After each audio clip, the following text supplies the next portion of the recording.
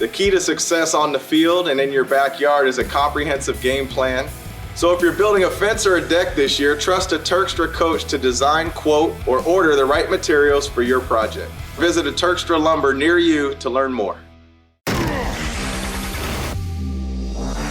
From the Ticats Audio Network, this is the Coach O Show with Luke Tasker. Hello and welcome to the Coach O Show with Luke Tasker. I am joined every week throughout the Ticats season with Coach O as we talk through and analyze the games past and games to come. Coach O Show is presented by Turkstra Lumber. If you're thinking of tackling a project in your home, talk to a project coach at Turkstra Lumber. They can help with everything from ordering a new front door to designing a new deck or fence. Do it yourself does not mean do it alone. Visit TurkstraLumber.com to learn more. Coach, it's great to see you, man. How you doing? I'm doing well, thank you. Just plugging away. We had a rundown and watched some film, and now we'll move on to Calgary. Very good. Traveled home yesterday after the trip out west, I'm sure. And, obviously not the start that you hoped for, but the reality of the CFL is Toronto had a week one bye, and you are lined up right there with first place in the East after a loss, same as Toronto and same as Ottawa and Montreal. Is that part of the message today?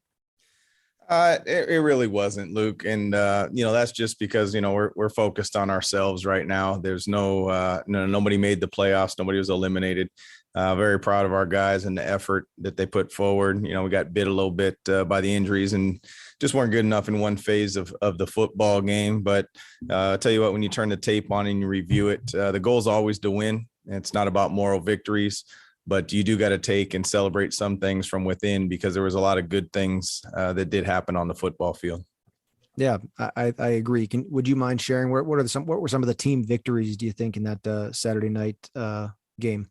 Well, I thought we were extremely physical. I thought we played hard. I thought despite the lopsidedness maybe of the score at the end of the game, I thought that we made a game of it. It was a 2-point game with both around 7 minutes to go and also with 3 minutes to go. And so, I thought we battled through a lot of adversity and we showed some great character. Again, it's not about moral victories, but those are some of the things internally that we can hang our hat on. And we thought we had the right men in the room. And I think we do. Again, the goal is to win, not win morally, but this, unfortunately, every week there's a winner and a loser. And definitely disappointed and whatnot, but we won't be defined by that. You talk about maybe a particular weakness in one phase of the game. Are some of the fixes, do they jump out at you? Are some of the things just so obvious that almost it might be encouraging, or I remember some games when after a loss, and if you're not really searching hard for a win, it's maybe you obviously know that it wasn't your best play in at least one category. Sometimes that was encouraging because that it's an easy fix. Is there a little bit of that for you guys? Yeah, well, I mean, we know we're deficient. We need to protect the quarterback better. We got to be better there in general. And it's just tough sledding sometimes when you got to try to win 2 of the 3 phases. And obviously in this league you got to score points, and we didn't do that early. We put ourselves in a position to win a football game. And, I thought, and so, yeah, we always address the elephant in the room. You've been in a room with us, Larry, Luke, and we don't brush anything under the rug. But at the same time, nobody was out there trying to mess up. Everybody was giving it their all. And do we need to execute better? 100%. And we're working towards that starting today. Is it encouraging to you? There was a sort of a lot of struggles offensively, at least in that first half. And then as things started to open up for both teams in the second half, I mean, the 70-yard touchdown pass from Dane to Stephen Dunbar Jr. sort of changed the energy of the game. Is that sort of big time play at a moment where there was a real lull in offensive production? Is that encouraging to you from Dane or with Dunbar Jr.? There is. And, I think the credit needs to be shared. I thought we were able to flip the field by punting the football, even when we didn't, produce long-standing drives. And I think the defense kept us in the football game. And I thought they did an outstanding job to where that was a meaningful play is where I'm going with this, Luke. That was a meaningful play that really gave our football team life and, put a little bit of pressure on Saskatchewan. And, to their credit, they responded with the next drive. Obviously, in those situations, we'd like to come up with a 2 or a 4 and out at that point and punt the ball and see where we're at. But, again, it's a credit to the whole team to make that a meaningful touchdown. If the game was out of reach, it would just be a touchdown. So definitely encouraged. Yeah.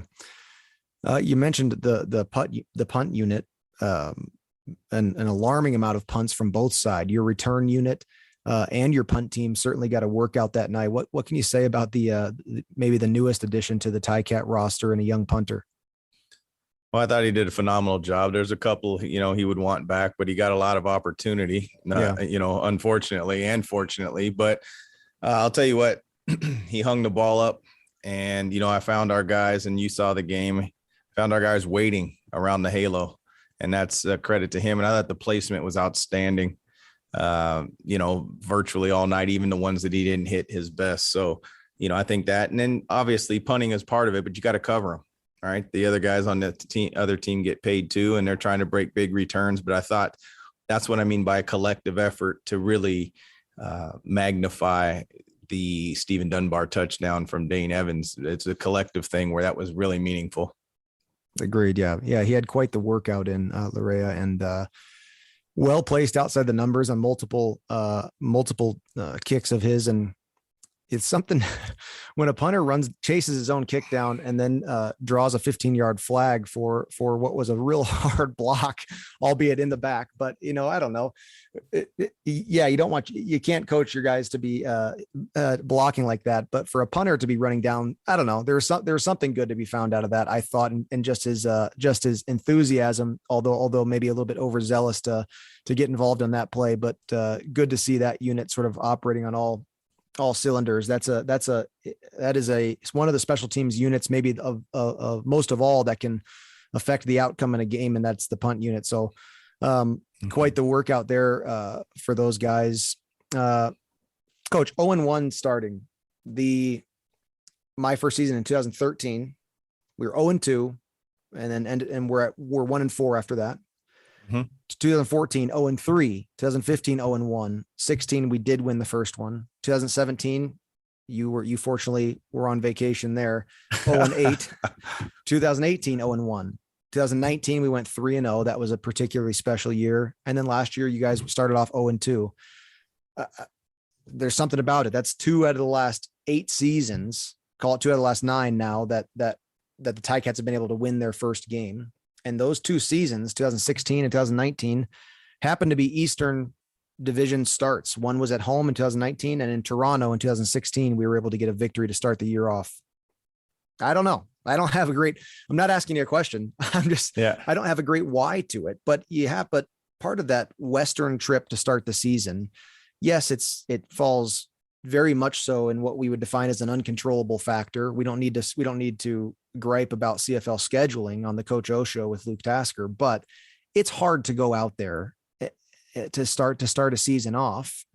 Is that historical lens of the last decade of Ticat football? Is that something that you share with a lot of these younger guys? I mean, it has been done many times over, not only in the CFL, but here at Tim Hortons Field, to start off with a loss. It's sort of just been part of the story for the last decade.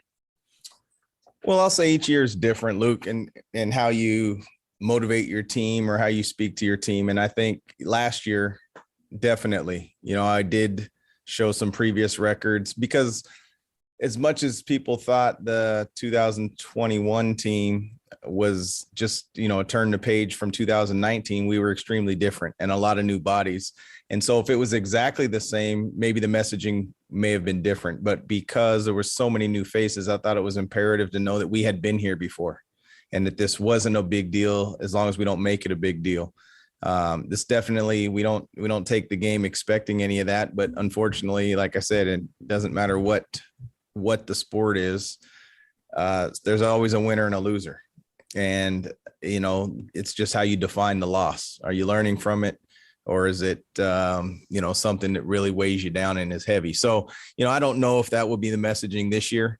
I feel like we've got a great group. We have some great foundational pieces, but it never hurts to study history. Yep, absolutely. Coach, this Saturday, home at Tim Hortons Field with Calgary coming to town. The night before that, of course, you'll be honored to go into the CFL Hall of Fame as a player. Of course, firstly, congratulations, Coach. Where are your thoughts and emotions with your Hall of Fame induction?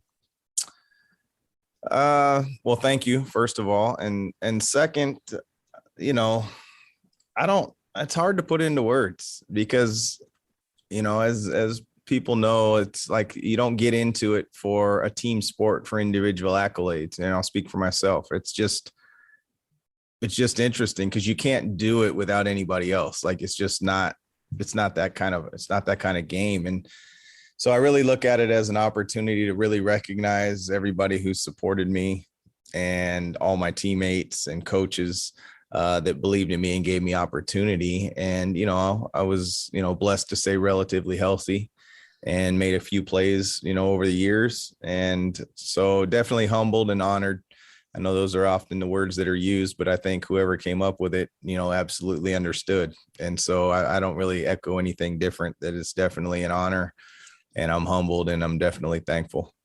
Made a few plays and won a few championships as well, which hopefully, of course, will not be your last. Coach is going in with Marv Levy, Nick Lewis, Will Johnson, Doug Mitchell, Mike Walker, Don Wilson, Bob Hooper, Bernie Pascal. That notable name there for me is Marv Levy. It's a real interesting world of football here that my head coach and my dad's head coach will be going into the CFL Hall of Fame and together in the same we're the same induction class. With COVID, there's been a delay, but really, really cool. And it's going to be an exciting time for me to see you and Marv Levy together. Marv is in his 90s and by all accounts, sharp as attack. I mean, the guy is highly, highly intellectual and an incredible conversationalist. And I'm not sure if his health is going to allow him to travel up to Canada, which is unfortunate, but he was an outstanding coach in the way that he allowed his players to form their own identity of a team. And you have many times, in fact, every time you're asked about something of a locker room culture, your answer is pretty much, that's not my realm. And I always admired your Marv Levy-ishness when in letting the players own the locker room. And really, really happy for you, Coach, and excited for the Friday night celebrations. And then of course for the home opener in Tim Hortons Field this Saturday night, where the Ticats will be hosting the Calgary Stampeders. Coach, best of luck with this the second half of this day before the week begins, with a day one practice tomorrow, Tuesday, on the field. Long season, excited to see the progress and the changes made and to see the victories to come. Awesome. Thanks, Luke. I appreciate it. Another episode of the Coach O Show with Luke Tasker is in the books. Let us know your thoughts. Email us at gameday@ticats.ca. Coach O and Luke are back next week to discuss the latest from the locker room. Subscribe to the Ticats Audio Network on Spotify or wherever you get your podcasts.